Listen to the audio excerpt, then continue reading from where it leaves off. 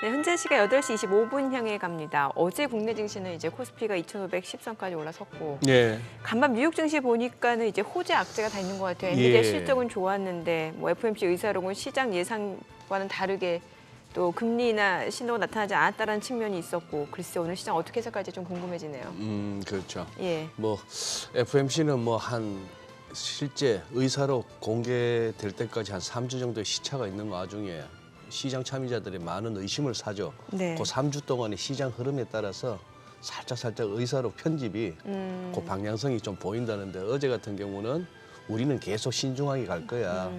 시장이 너무 금리 인하에 대한 기대감을 너무 키우는 거 아니냐 하는 걸 조금 워닝을 주고 싶었던 것 같고. 네. 근데 엔비디아가 재밌네요. 지금 장마감 이후에 실적 보고 나서 장마감 이후 시간의 거래에서 이게 낙폭 갖다가 이렇게 회복을 하는 게 아니고 처음에 한번 2% 정도 하락을 하다가 0.4%, 0.6% 줄이더니 또 지금 이렇게 낙폭이 또 1.6%대로 커지고 있어서 여기서도 또 전형적인 또 새로운 팩트 내지는 새로운 뉴스냐 막 그런 어떤 상황이 돼가지고 사실 좋은 건 아는데 좀 신규로 들어가기는 좀 부담스러운 레벨이거든요. 주가 자체가 좀 워낙 많이 높아가지고. 올라오긴 했죠. 예. 예. 뭐 우리야 뭐 딴 거 있겠습니까? 오늘도 뭐 에코프로 머티리얼스에 손님이 얼마나 모이느냐에 따라서 샀다 팔았다 하면서 오늘도 상한가 갈까 말까 이거죠 뭐. 또 반도체주 움직임도 봐야 될 것 같아요. 반도체 봐야 예. 되겠죠. 예. 예. 근데 아마 그 에코 쪽에 달라든 단타족들은 뭐 반도체고 뭐고 아무것도 안 보일 겁니다. 또 다른 다른 세계니까, 그쪽은. 쪽이니까 예. 네, 좀 수급은 좀 지켜보셔야 될 것 같고 그래요. 오늘 유한타증권 유동훈 본부장과 시장 이야기 나눠보도록 하겠습니다. 어서 오세요. 어서 오십시오. 안녕하십니까. 네, 뉴욕 증시 어떻게 보셨어요? 네. 자, 오늘 시작을 예. 굉장히 중요한 얘기를 할게요.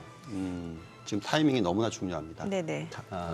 지금 현재 시기가 우리가 과거 1995년에서 2000년 사이클과 비교를 하면서 똑같은 모습이 나오면은 어떤 거품의 형성 그리고 붕괴 현상 이렇게까지 연결이 될 수 있는데 그게 만약에 비슷한 모습이 만약 98년부터 2000년 사이클과 비슷하다면 그런 걱정을 할 수가 있어요.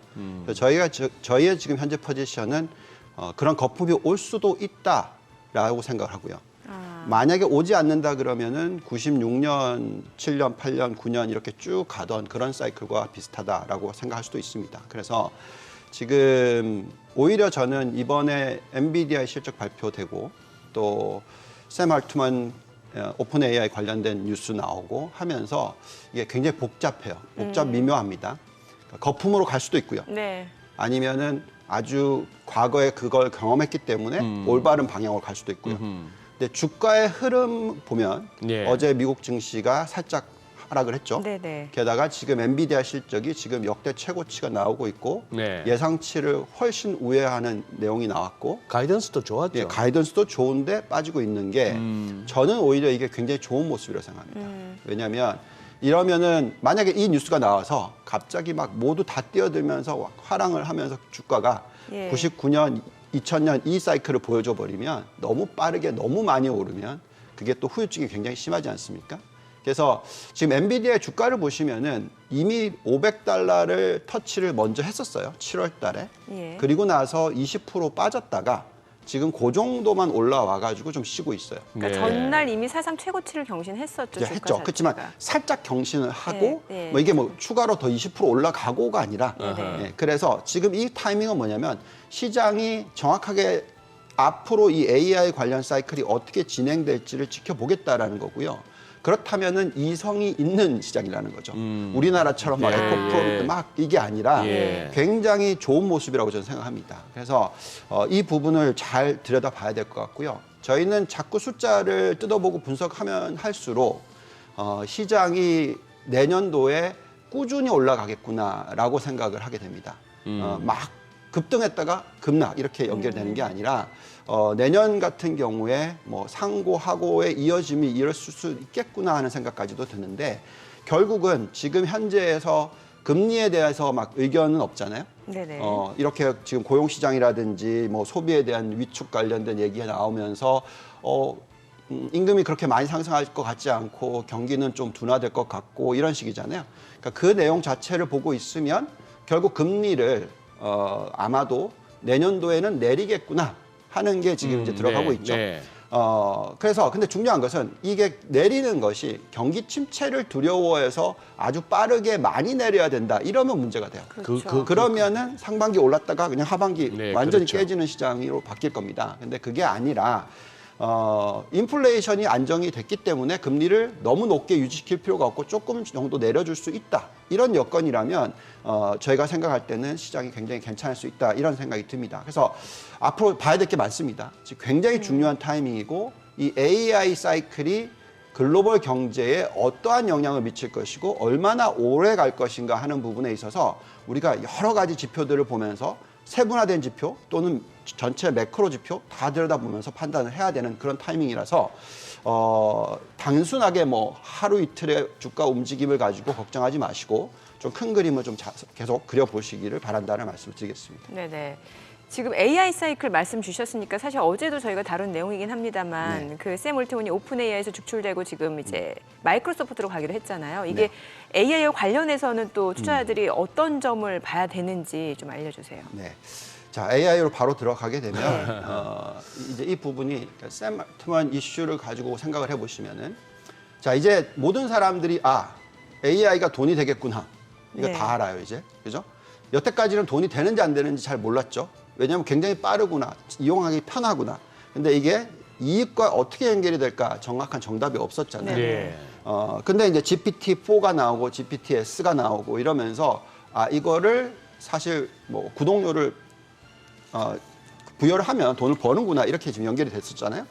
근데 중요한 것은 결국은 이 나중에 어느 정도로 비용 절감이 일어나고 또 수익 창출과 연결이 되고 하는 부분입니다. 지금 저기에 지금 나와 있는 게 뭐냐면 생성형 AI가 나오고 이게 가상현실과 연결이 되고 지식노동 자동화가 같이 연결이 되면서 비용 절감과 이익 창출 이렇게 같이 들어오는 그런 거예요. 근데 지금 오픈 AI라는 게 네. 비영리 조직이잖아요. 예. 근데 지금 이게 돈이 될 걸 알고 있기 때문에 마이크로소프트도 그렇고 정말 상당히 많은 사람들이 이걸 어떻게 할까라는 고민을 하겠죠. 그래서 이 부분에 있어서 지금 어떻게 보면 자본시장이라는 게 돈이 중요하지 않습니까? 수익성이 중요하기 때문에 마이크로소프트는 돈 한 푼 안 들이고 오픈 AI를 인수하는 것처럼 될 수도 있는 거잖아요. 그렇죠? 지금 상황이요. 지금 상황이.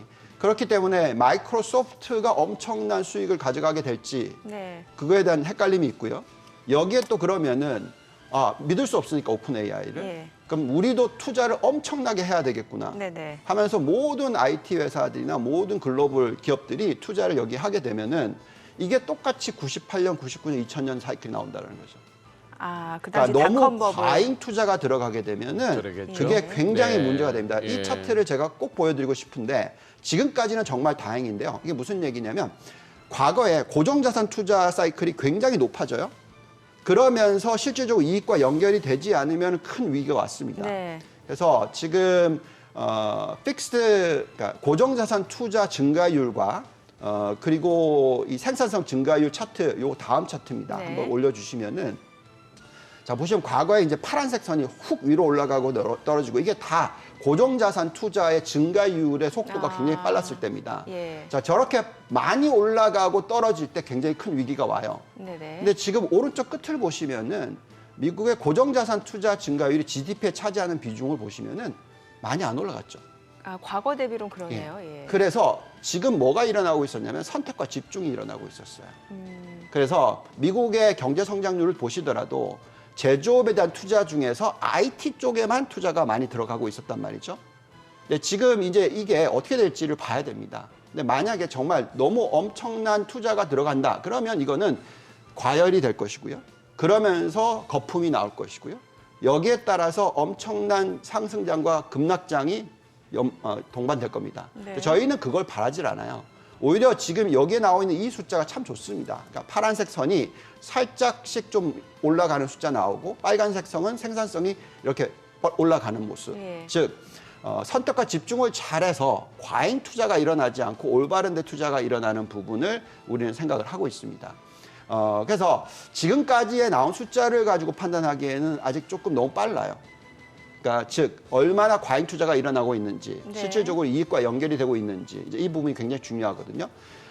다시 한번 설명을 드리자면 과거에 1995년부터 2000년도 사이클을 보시면은 생산성 지수가 급격하게 상승을 했습니다.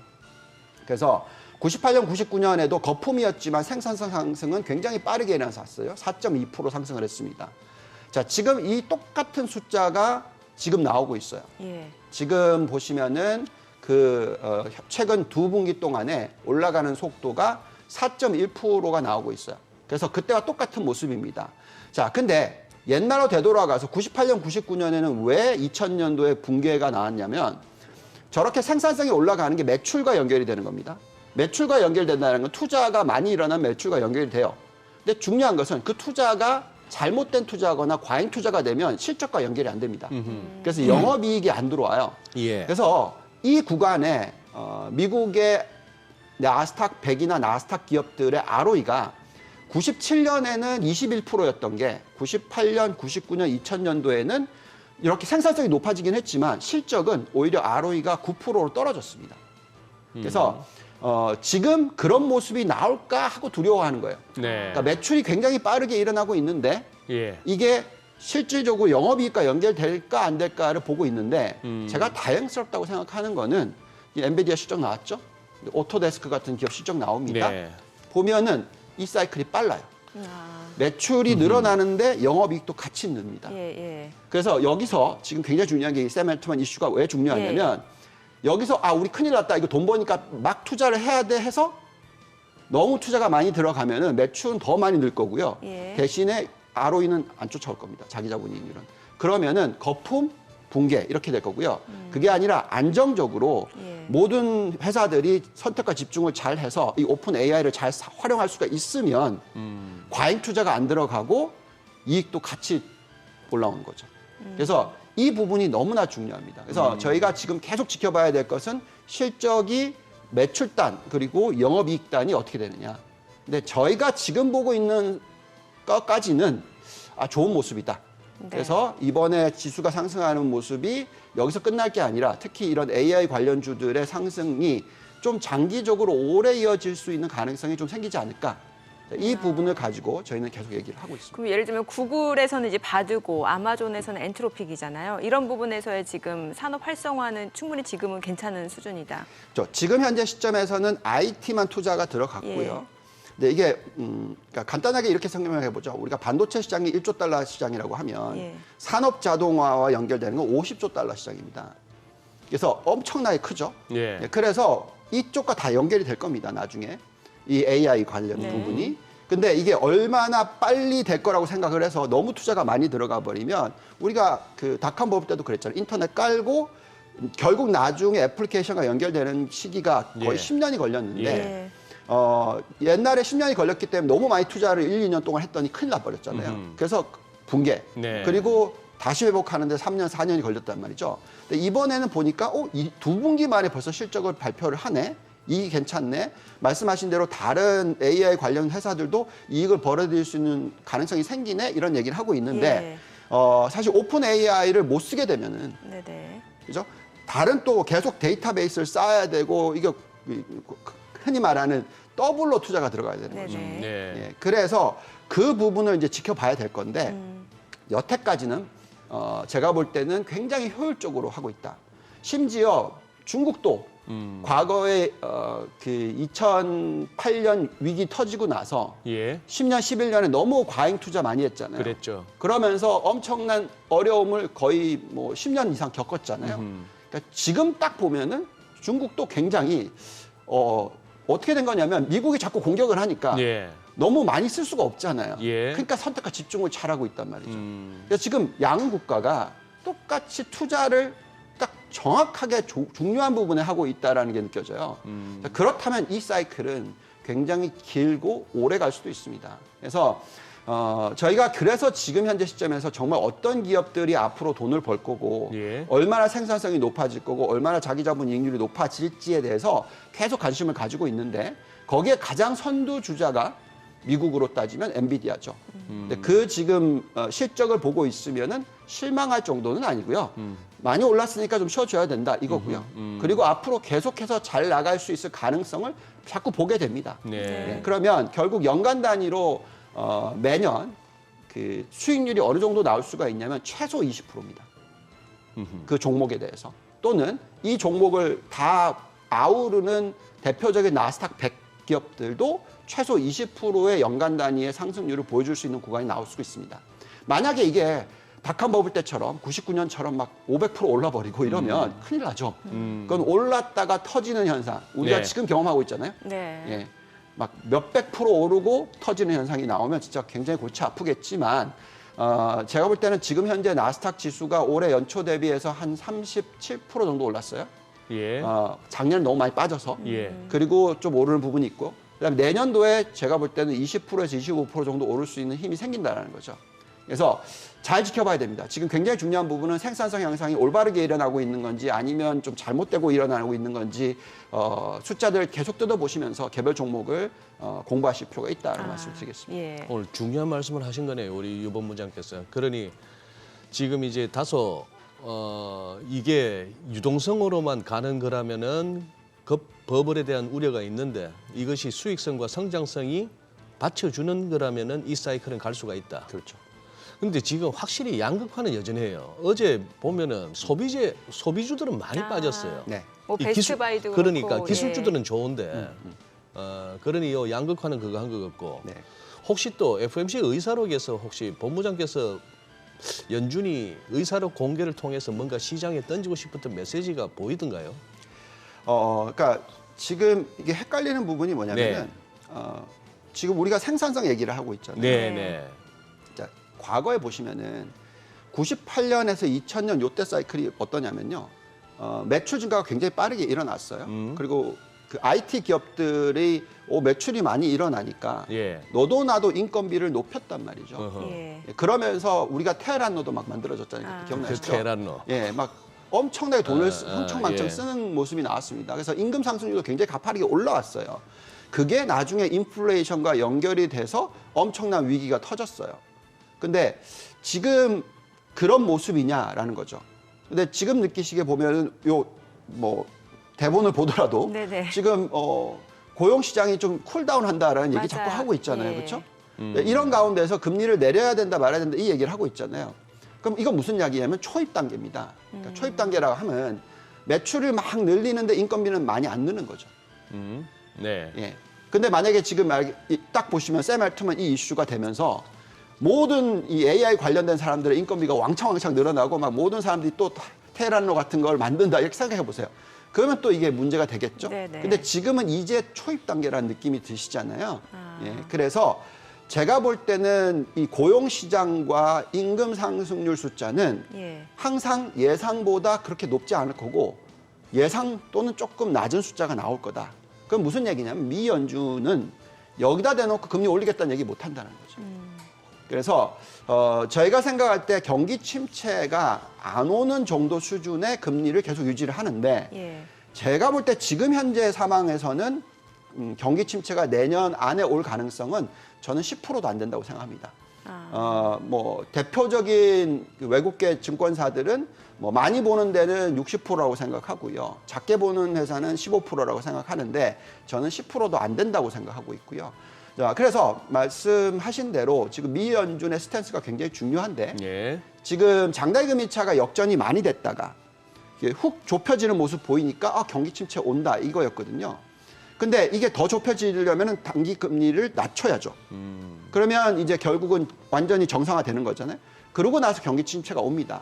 근데 그걸 잘 생각해 보시면 지금 10년 마이너스 3개월 장달 금리 차가 1.1% 정도 됩니다. 네. 그러면 단기 금리를 1.25% 내리면 정상화 되겠죠. 장기 금리가 안 떨어진다는 가정하에서. 그러면 내년도에 어떻게 할 거냐 미 연준이. 예. 최대 금리를 내린다 하더라도 한번 보여주시면 내년 연말까지 마이너스 0.75에서 마이너스 1.25까지 내려줄 거다. 이 얘기를 하거든요. 그러면 그 정도 되면은 장달 금리 차가 여전히 역전 현상이 유지가 됩니다. 예. 예, 그리고 금리를 그렇게 하려면 내년 3월부터 내려야 되는데 제가 볼 때 그거 좀 빠를 것 같고요. 실제적으로 내년에 금리를 좀 천천히 내려주는 게 오히려 더 낫다.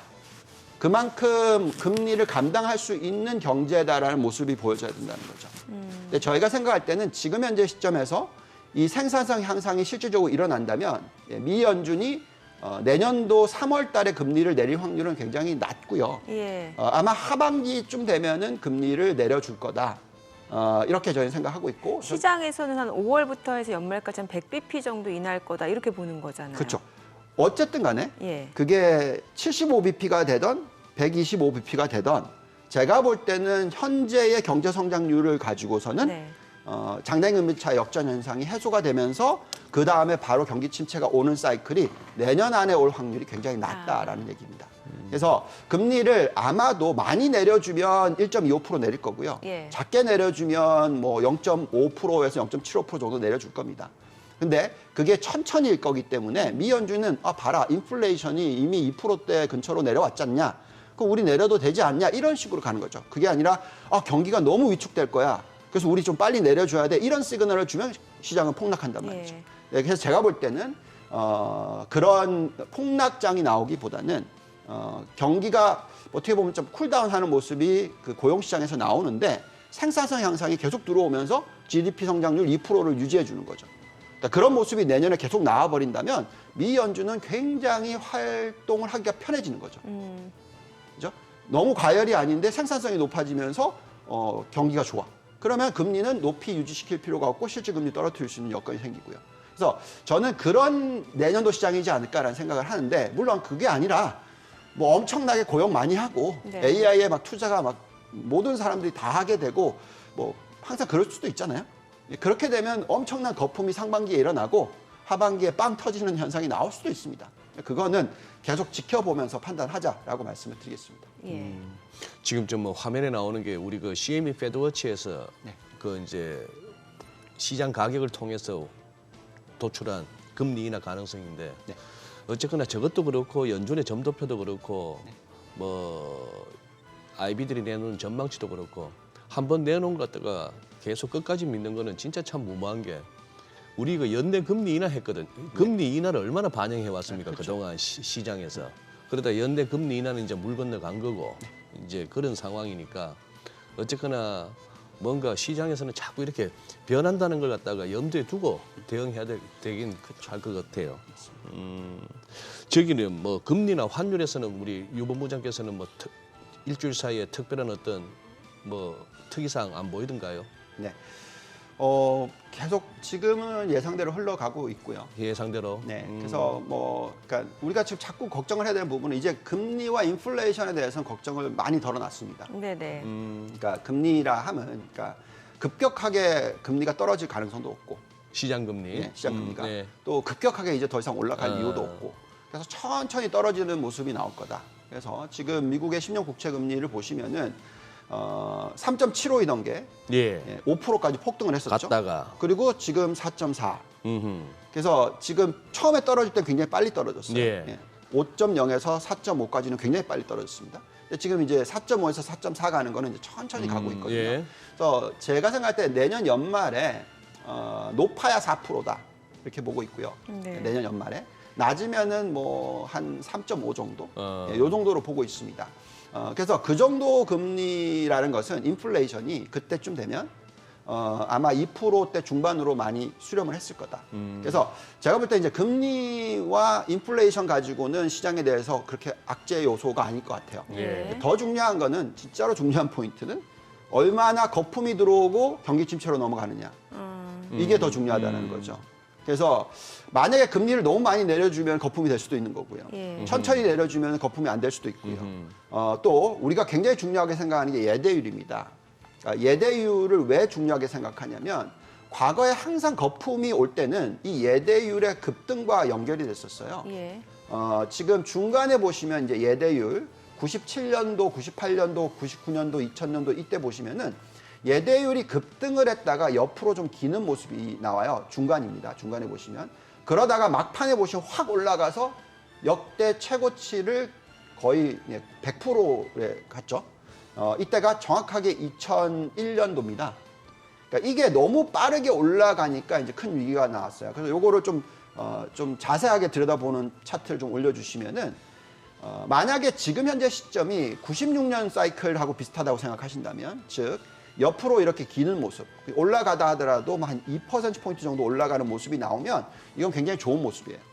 근데 그게 아니라 막판에 보시면은 1년 동안에 자그마치 6%포인트나 폭등을 합니다. 이러고 나서 빵 터져요. 근데 다시 되돌아가서 지금 현재의 예대율 한번 보여주시면은 급격하게 오르고 나서 지금 보시면은 오른쪽 끝에 보시면 옆으로 좀 기는 모습이 나오고 있죠. 네. 이게 저희는 96년하고 비슷하다고 생각하는데 그게 아니라 갑자기 확 99년이 나왔다. 그러니까 지금 현재 70%이던 게 내년 연말까지 77%까지 폭등을 해버린다. 또 7%포인트 정도 올라가 버린다. 이거가 되면은 코로나19 터진 것처럼 터질 수가 있다는 거죠. 억지로라도 경기를 쿨다운 시킬 거라는 겁니다. 그러면 미 연준이 다시 금리를 올리는 현상이 또 나올 수도 있다는 거죠. 그래서 제가 볼 때는 그런 거품이 안 만들어져야 된다는 거죠. 지금처럼 이렇게 옆으로 천천히 가는 모습이 나오면서 안정적인 경제 성장률이 실질적으로 펀더멘털 뒷받침되는, 즉 생산성이 높아지는 모습과 동시에 다발적으로 일어나야지 이런 거품이 안 나온다는 거죠. 네. 돈을 빌려서 성장을 해버리면 과잉 투자인 것이고 그게 위기로 연결되는 거니까 지금 현재 시점에서는 좋은 모습이에요. 네. 근데 만약에 정말 갑자기 막 대출 증가율이 막 연간 단위로 10몇 %씩 나오고 예대율이 폭등을 하는 모습이 나오기 시작한다, 이런 걱정하셔야죠. 근데 저희는 그렇지는 않기를 바라고. 네. 근데 만약에 그렇다 하더라도 그러면 그 전에 주식 시장은 많이 오릅니다. 그래서, 이전에 선제적으로. 그래서 좀 계속 지켜보면서 말씀을 드리겠습니다. 알겠습니다. 자, 지금 시간 8시 52분 향해 가고 있습니다. 오늘 양시장 호가 상황 먼저 좀 체크를 해보도록 하겠습니다. 먼저 코스피 예상 체결지수 보도록 하죠. 오늘 0.2% 소폭 하락 예상되고요. 현재 호가로 봤을 때는 2,503포인트 출발 예상됩니다. 어제 2,510선까지 바짝 올라선 상황인데 오늘은 일부 좀 물량들이 나올 걸로 보이고요. 코스닥 약보합 출발 예상됩니다. 예상 체결지수는 815포인트입니다. 시가총액 상위 종목 예상 체결가 보도록 하겠습니다. 삼성전자가 오늘 0.4% 하락이 예상되고요. 지금 호가로는 72,500원. LG에너지솔루션 지금 호가에서는 좀 보합 예상되고요. SK하이닉스가 1% 약세가 예상됩니다. 예상 체결가는 13만 500원이고요. 삼성바이오로직스가 0.28% 상승 예상됩니다. 예상 체결가는 72만 4천원. 삼성전자 우선주가 0.7% 빠질 걸로 보이고요. 현대차가 1% 약세가 예상됩니다. 호가에서는 18만 2,100원이고요. 포스코홀딩스도 1% 하락이 예상됩니다. LG화학이 1.8% 상승 예상되고요. 예상 체결가는 51만 원. 기아가 1% 하락 예상되고요. 호가는 8만 2,700원. 네이버가 0.7% 하락이 예상됩니다. 코스닥 시가총액 상위 종목 예상 체결가 보도록 하겠습니다. 에코프로비엠이 오늘 호가에서는 아직까지 움직임 나타나지 않고 있고요. 에코프로도 마찬가지죠. 이 가운데 셀트리온 헬스케어가 약보합권 예상되고요. 포스코 DX가 0.9% 하락이 예상됩니다. 예상 체결가는 54,800원이고요. LNF가 지금 보합 출발 예상되고요. HLB가 지금 호가 움직임 아직까지 나타나지 않고 있고 알테오젠 0.98% 하락이 예상됩니다. 예상 체결가 7만 1,000원이고요. 셀트리온 제약은 1% 상승이 예상됩니다. 예상 체결가 89,900원. 그리고 JYP 엔터테인먼트 보합 예상되고요.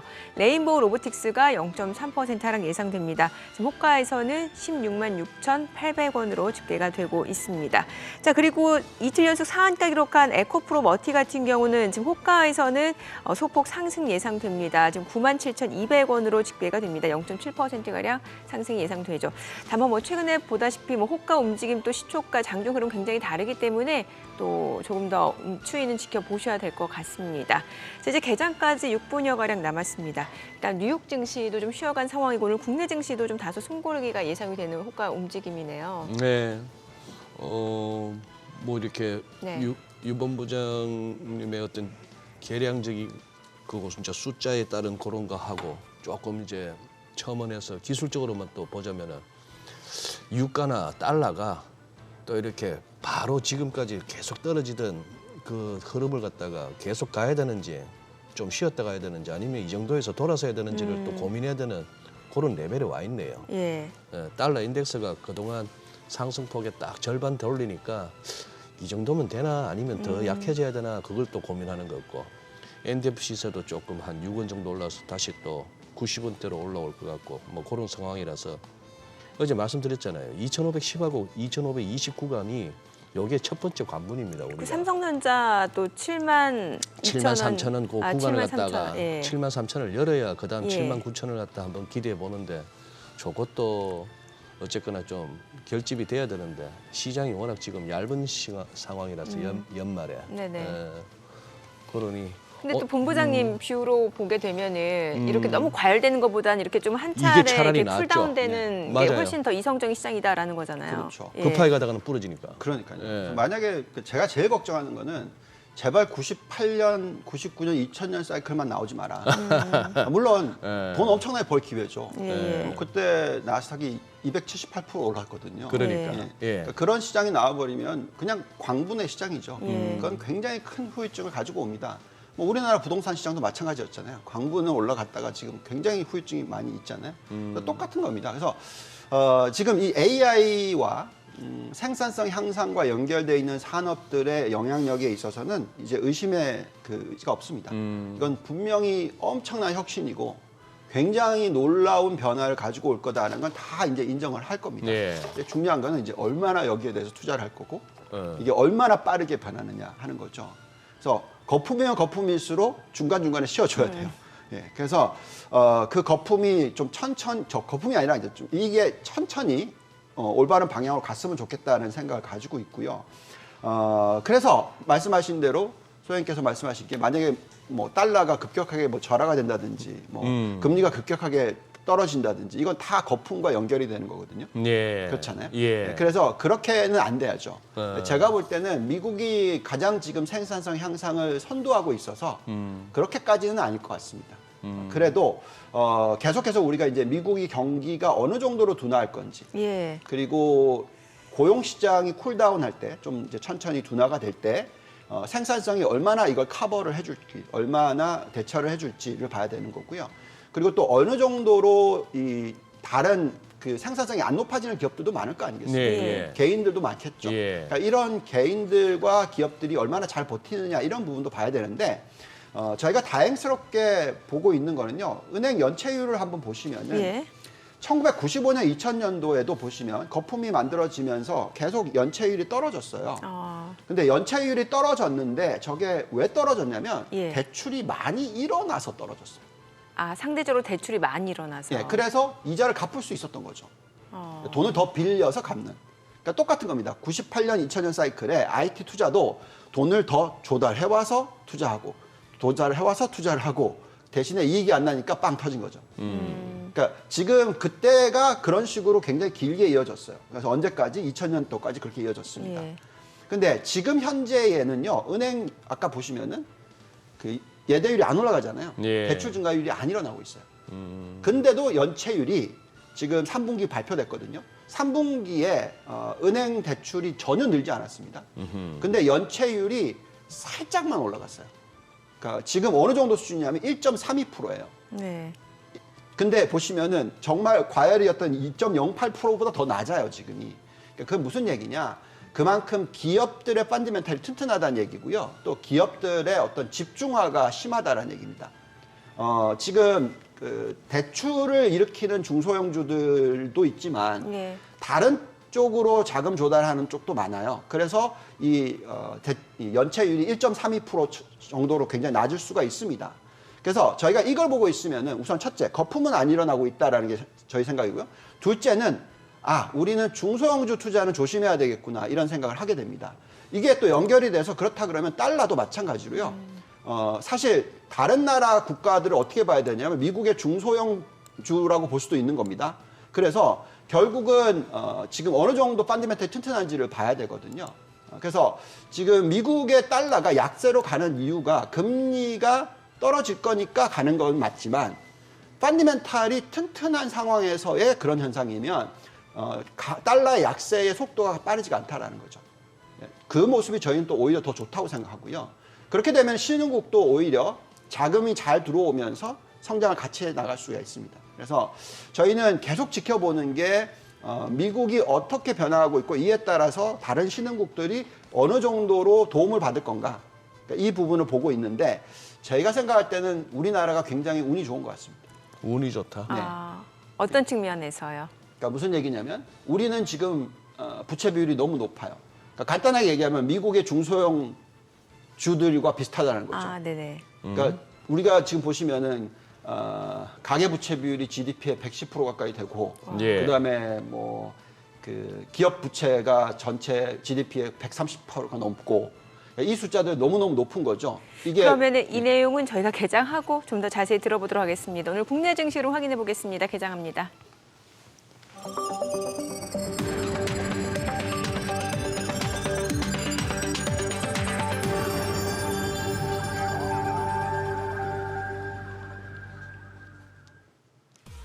네, 11월 20일 수요일 국내 증시 개장했습니다. 간밤 뉴욕 증시 소폭 하락으로 마무리가 됐는데요. 11월 FOMC 의사로 공개가 됐습니다. 금리 인하 단서를 찾을 수 없었다라는 측면에서 투자 심리가 다소 위축되는 모습이었고요. 주요 소매 기업들 실적 발표도 잇따랐습니다. 소매 기업들 실적이 좀 부진한 것으로 확인이 됐고요.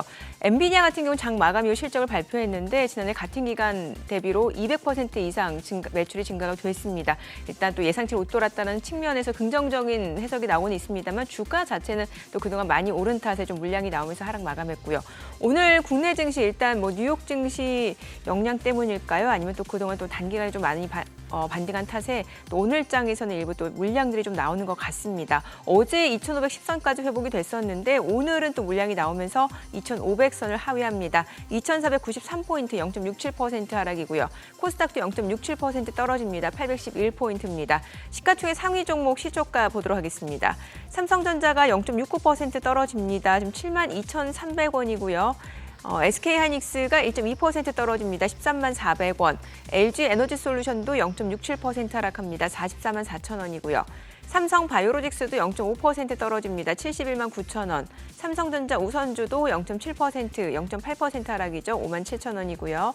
현대차도 1.3% 떨어집니다. 18만 1,800원. 포스코홀딩스도 0.8% 하락이죠. 47만 원이고요. LG화학이 0.3% 떨어집니다. 49만 9,500원. 기아가 0.8% 내림세네요. 8만 2,900원. 네이버도 1.47% 하락하면서 20만 1,500원에 거래되고 있습니다. 코스닥 시가총액 상위 종목 시초가도 보도록 하겠습니다. 에코프로비엠이 1% 떨어집니다. 지금 24만 4천 원이고요. 에코프로가 1.38% 하락이네요. 71만 5천 원. 셀트리온 헬스케어도 0.5% 떨어집니다. 7만 5,500원이고요. 포스코DX도 0.5% 빠집니다. 5만 5천 원. LNF도 0.4% 하락, 14만 8,500원이고요. HLB도 0.48% 떨어집니다. 3만 1,100원이고요. 알테오젠이 소폭 떨어지죠. 7만 1,500원. 셀트리온 제약은 1.2% 상승합니다. 9만 원이고요. JYP 엔터테인먼트 소폭 떨어집니다. 약보합권이죠. 9만 6,500원. 그리고 레인보우 로보틱스가 약보합이네요. 16만 7,200원. 지금 알테오젠은 0.5% 상승으로 전환이 됐습니다. 오늘 장에서는 일부 제약 바이오 섹터가 또 시장 대비로는 견조하게 흐름을 보여주고 있는 상황이고요. 오늘 수급 상황 좀 체크를 해보도록 하겠습니다. 오늘 유가증권 시장에서는 지금 보게 되면은 개인 투자자가 순매수를 보여줍니다. 287억 원 매수 우위고요. 외국인과 기관은 각각 255억 원, 31억 원 매도 우위를 나타내고 있습니다. 코스닥에서는 개인 투자자가 142억 원 순매수고요. 외국인과 기관은 107억 원 그리고 34억 원 매도 우위를 나타내고 있습니다. 자, 오늘 에코프로 머티 좀 체크를 해보도록 할게요. 지금 에코프로 머티 같은 경우는 호가 흐름과 좀 비슷합니다. 0.9% 상승합니다. 사실 오늘 개장하고 나서 8%까지 좀 올라섰다가 또 차익 실현 물량들이 나오면서 지금 상승폭을 많이 반납한 상태고요. 주가 자체는 소폭 상승 흐름 이어집니다. 좀 거래량도 굉장히 많이 실려 있는 상황이고요. 지금 시간 9시 3분 지나갑니다. 환율 좀 체크를 해보도록 하겠습니다. 오늘 외환시장 개장 상황입니다. 오늘 보게 되면은 달러원 환율 자체 지금 현재 많이 급등하네요. 6원 상승한 1,295원 20전에 개장이 됐습니다. 환율 일단은 뭐 FOMC 의사로 공개되고 나서 좀 외환 시장이 또 이런 움직임을 보이는 걸까요? 어떻게 해석해 볼 수 있을까요? 네. 제가 보기에는 뭐 영내 여기 할 것 없이 또 외환 투기적 거래에 나섰던 딜러들이 또 역동작에 걸린 것 같습니다. 또 한 며칠 이렇게 흐름이 왠지 또 달러 숏을 막 숏플레이를 하고 싶었던 흐름이거든요. 엔원도 막 무너지고 이러다 보니까 1,300원 깨지는구나. 그러면 또 뭐 1,270 다음에 50 한번 가봐 하는 흐름으로 갔다가 그냥 또 국제 외환 시장에서 또 달러가 슬쩍 이렇게 반등이 나오니까 또 이제 숏 닿는 뭐 그런 흐름 같아요. 여기 보면은 우리가 뭐 이코노미스트들이나 애널리스트들은 이걸 갖다가 계속 펀더멘털로 뭔가를 풀려고 하지만 시장의 딜러들은 보면은 대화하는 내용 보면 딴 거 없습니다. 지금 시장이 어느 쪽으로 쏠렸냐, 네. 숏으로 쏠렸냐, 롱으로 쏠렸냐 이것만 따지면서 그걸 갖다가 그쪽으로 같이 몰리는 쪽으로 같이 동참해서 벌 것인가 아니면 이거 갖다가 역공을 할 것인가 늘 그 고민이더라고요. 예. 그 고민인데 환율은 달러 약세 쪽으로 이렇게 조금 추세를 만들다가 그게 조금 쉬는 단계로 보입니다. 예. 예. 앞서 본부장님 또 우리 증시 네. 운이 좋은 편이라고 말씀 주셨잖아요. 예, 그 이유 좀 더 들어볼게요. 네. 자, 우선은 만약에 미국의 경기가 빠르게 침체를 한다. 네. 또 중국 경기가 예상보다 성장이 굉장히 둔화가 된다. 그럼 우리나라한테는 정말 안 좋죠. 예, 그리고 거기에다가 우리의 부채 비율이 너무 높으니까 예. 물론 정부 부채 비율은 가장 낮습니다. 그렇지만 정부 부채는 민간 부채 비율가 너무나 높죠. 그렇다 보니까 굉장히 힘듦을 경험할 수도 있었습니다. 근데 지금 제가 볼 때는 미국과 중국이 안정적인 어떤 투자 사이클이다라고 얘기를 하고 있고요. 특히 우리가 경쟁력이 있는 산업, 그러니까 반도체와 예. 전기차 예. 이쪽이 계속 성장을 하는 산업이고 미국과 중국이 여기에 굉장히 초점을 많이 맞추고 있어서 예. 기본적으로 우리는 여기에 수혜를 받을 겁니다. 더 나아가서 미국 경제가 급격한 침체가 일어나지 않을 경우에 환율도 급격하게 절하가 되지 않을 거고요. 또 금리도 천천히 떨어져 줄 거기 때문에 네. 우리나라도 더 이상 금리를 올릴 이유가 없어지는 거죠. 예, 그래서 우리나라의 환율도 안정적인 모습이 나올 거라는 거죠. 물론 환율이 갑자기 막 뭐 1,300원에서 예를 들어서 뭐 1,100원 이렇게 떨어진다. 그러면은 뭐 내수 시장이 굉장히 좋겠지만 그럴 이유는 찾아보기가 좀 어렵고요. 예. 달러가 만약에 지금 104 수준에서 달러 지수입니다. 예. 약 한 뭐 100까지 내년 연말까지 간다. 뭐 여기서 한 4% 정도 절하가 된다. 그럼 이제 원화도 그 정도 그렇게 계산을 하고 보면은 상당히 어떻게 보면은 우리가 가지고 있는 경쟁력이 있는 산업들이 계속 수출이 좋을 거고요. 그러면서 무역 수지도 괜찮을 거고요. 그리고 우리의 그 코스피 200 지수라든지 지수 자체가 사실 수출주들의 비중이 워낙 크다 보니까 예, 지수 자체도 괜찮을 거다 생각을 하고 있습니다. 자, 그런 가운데서 저희가 굉장히 판단을 잘해야 되는 부분이 미국의 경기가 얼마나 빨리 식을 건가 하는 부분이 되겠죠. 네, 근데 저희가 판단하기에는 미국의 펀더멘탈이 굉장히 튼튼하다고 얘기해 드리는 이유가 미국의 부동산 시장이 그 고정금리가 너무 많이 올라가서 네. 모기지 30년 금리가 뭐 8% 뚫고 올라가서 막 걱정을 하면서 큰일 났다 이런 얘기를 했지만 요즘에 보시면은 그 금리가 좀 내려오고 있어요. 그리고 또 금리가 높다 하더라도 위기가 안 터지는 게 보시면 이렇게 주택 구매 중에서 모기지가 없는 주택 구매가 거의 40%대입니다. 네. 정말 많이 올라왔죠. 그러면 그냥 자기 돈으로 사는 거예요? 비단 모기지 안 쓰고. 그렇죠. 오호. 그게 상상이 됩니까? 미국이? 이야. 정말 엄청난 변화죠. 그래서 이런 변화가 지금 많이 일어나고 있다라는 거고요. 그다음에 많은 분들이 미국의 어떤 부동산 경기에 대해서 두려움을 가지고 계신데 그게 왜 그러냐면 공실률이 많다. 예. 그러면서 우리나라도 지금 상가 쪽 공실률이 너무 높다 이러면서 막 걱정하잖아요. 네. 그러니까 비슷한 모습이라고 생각하시는데 이게 지난주에도 저희가 보여드렸지만 그 오피스 쪽은 공실률이 높아요. 네. 그래서 위기인 것 같지만 저걸 제외해버리면 나머지는 다 안정적입니다. 저 초록색은 뭡니까? 기업들. 예. 기업들의 공실률인데 그럼 사실 뭐 공장이라든지 기업과 연결되어 있는 사무실이라든지 그러니까 제조업이나 뭐 이런 쪽. 그래서 결국 이 숫자들을 보고 있으면은 큰 위기가 없겠죠. 네. 그렇다면 미 연준이 금리를 아주 빠르게 또 내릴 이유도 없을 겁니다. 그러면서 또 미국의 소비가 아주 빠르게 위축될 이유도 별로 없겠죠. 예. 그러면 우리나라는 수출을 하는 입장에서 계속적으로 안정적인 숫자가 나올 수도 있다는 거죠. 그래서 저희는 계속 이 부분들을 지켜보면서 언제 그 위기가 터질지에 대해서 요의주시할 텐데 굉장히 중요한 포인트는 미국의 실질금리가 어떻게 돼주냐는 겁니다. 실질금리. 실질금리. 네. 그러니까 금리 명목금리 빼기 인플레이션 네. 이 숫자입니다. 근데 이 숫자가 막 높게 유지가 되면은 과거 2006년에서 2008년 위기 터졌던 데하고 비슷한 위기가 올 수가 있어요. 보시면은 저기 왼쪽 보시면은 실질금리가 2%보다 높은 수준에서 굉장히 오랫동안 유지되죠. 이게 터졌어요. 근데 지금 보시면은 굉장히 빠르게 가파르게 올라와서 2%대로 올라가 버렸습니다. 근데 저게 계속 2%대 오랫동안 유지가 되면 터져요. 근데 그게 아니라 1%대로 하락을 하게 되면은 제가 볼 때는 굉장히 좋습니다. 이게 무슨 얘기냐? 미국의 금리가 5%일 필요가 없다라는 거죠. 그러니까 실질 금리 더하기 인플레이션 했었을 때 한 3.5, 4% 정도 유지가 될 수 있다. 그러면 우리나라도 한국은행 기준금리 3.5% 유지해도 된다라는 거죠. 그래서 이 부분이 굉장히 중요합니다.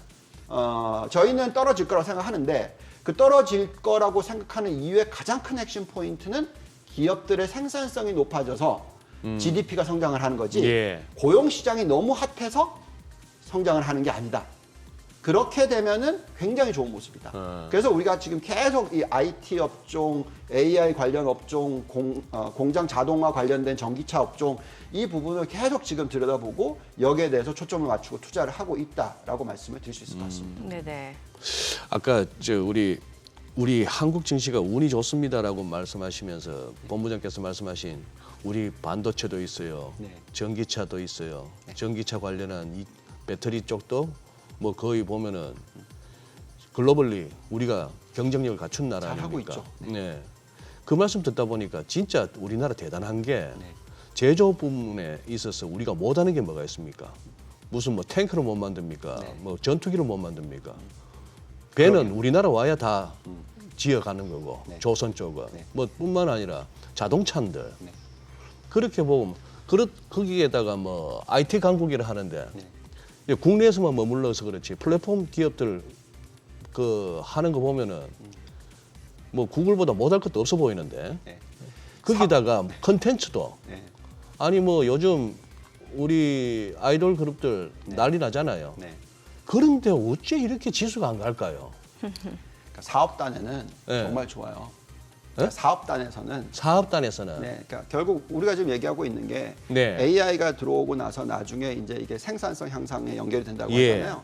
그럼 이제 미국 같은 국가라든지 중국 같은 국가들 잘 보시면은 결국은 이제 만약에 인건비가 굉장히 빠르게 상승을 하거나 고용 시장이 굉장히 많이 핫하면 이게 굉장히 걱정이 되잖아요. 근데 우리는 자연스럽게 지금 인구가 늘지 않잖아요. 그러니까 인건비를 올리지 않고서도 매출이 일어나는 게 계속 일어날 수가 있어요. 제가 생산성 지표를 봤거든요.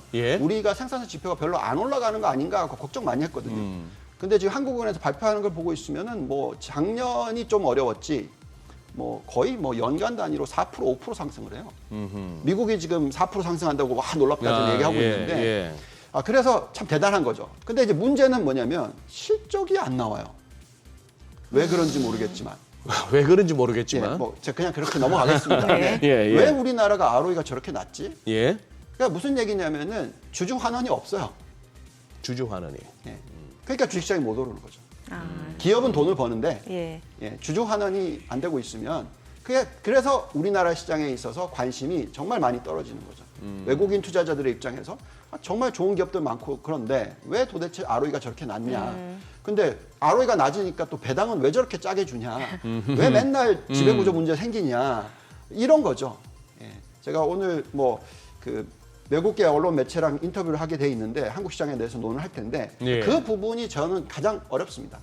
그래서 제가 그래서 한국 시장을 들여다보기가 참 힘들다는 생각을 많이 해요. 그럼 뭐 어쩔 수 없겠죠. 근데 어쨌든 우리는 계속 분석을 해야 되겠죠. 분석을 하는 부분은 이번에 이 생성형 AI 플러스 자동화 이런 것들이 정말 큰 혁신을 가지고 올 거다. 그래서 그 부분을 계속 지켜봐야 된다. 그래서 얼마나 앞으로 이 시장이 커지고 여기에 따라서 얼마나 경제의 변화를 일으킬 건지에 대해서 우리가 관심을 많이 가져야 된다고 말씀을 드리겠고요.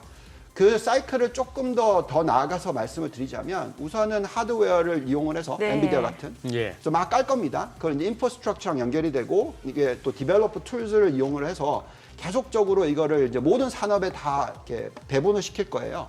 그걸 하는 게 AI 관련된 뭐 애플리케이션들이 나올 겁니다.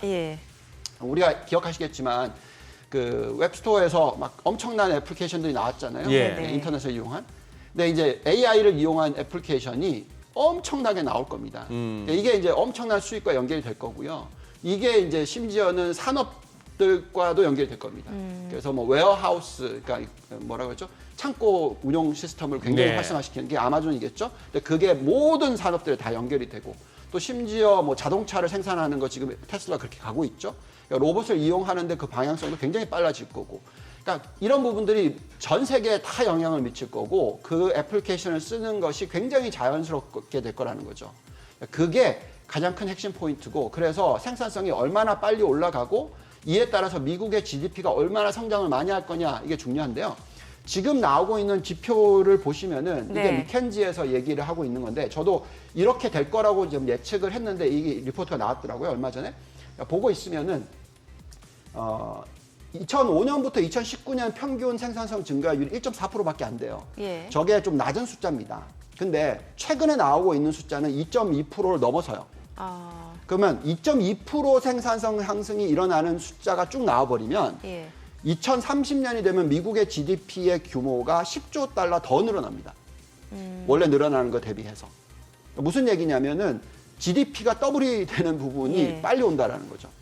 그러니까 이걸 생각했었을 때 1인당 15,000달러가 늘어난다라는 걸 개념을 집어넣으면은 이게 전 세계적으로 아주 큰 영향을 미칠 수가 있어요. 예. 그래서 저희는 계속 얘기를 하고 있는 부분이 얼마나 이런 쪽에서 이익이 늘어나고 이에 따라서 어디에 투자를 해야 될지 지금 계속 저희가 찾아다녀야 된다라는 얘기를 하고 있습니다. 예. AI가 대세인 건 알겠는데 네. 본부장님, 우리도 지금 화면에 뭐 항상 우리 국내 AI 관련주 해서 매일매일 동향을 체크합니다만 네.